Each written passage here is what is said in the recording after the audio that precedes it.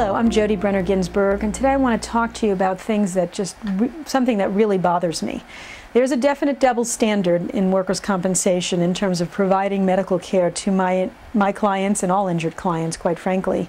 And that is, the insurance companies want to drag it out when a doctor writes an order for you for, say, injections for your back or your knee or your shoulder or your neck or whatever the case may be.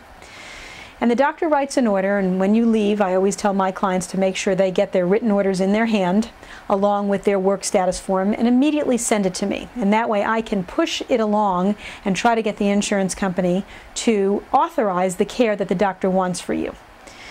Most of my clients do what I ask, and they send me the paperwork as long as they can get it from the doctor, and we send it right away to the insurance company to try to get them to approve the treatment.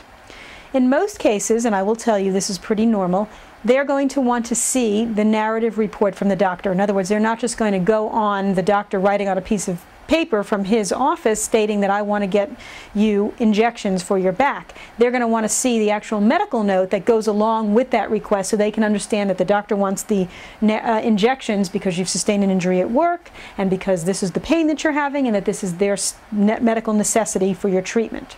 So the insurance company will do all they can to hold up authorizing the medical care for you until they get that narrative report from the doctor.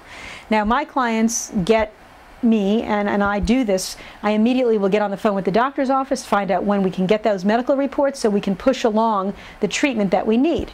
In many cases, however, we have to wait for the doctor to transcribe the records and the medical assistant to type them up and go from there. But we try to push it along and we stay on top of it. It's interesting, though, that when the doctor might write on his paper toward the end of treatment that the patient is getting better, and he writes that on the little paper he gives the patient and says, well, you can try to go back to work, or you're not going to need this medical care after a week or two, the insurance company like that is more than happy to stop your weekly benefit checks if they can. They're more than happy to not approve the next prescription medication because they say, oh, well, the doctor says they're getting better, so they don't need this care. So they do things very quickly when it benefits them. I'm not telling you anything you don't know already. And they try to slow things down to try to, when it benefits the client or the patient or the claimant, if you want to call yourself that. So what I am suggesting to you is that you get yourself representative, and I'm happy to speak with you about when you find that the insurance company is holding up your care unnecessarily, when they're dragging their feet, when they're quick to stop your care, or quick not to allow you to continue your physical therapy, or quick not to allow you to get your medication, and yet very slow to approve perhaps those types of treatments if you need them, or injections, or perhaps even surgery. You're going to need an advocate for you to push back against the insurance company. I am more than happy to speak with you and try to help you.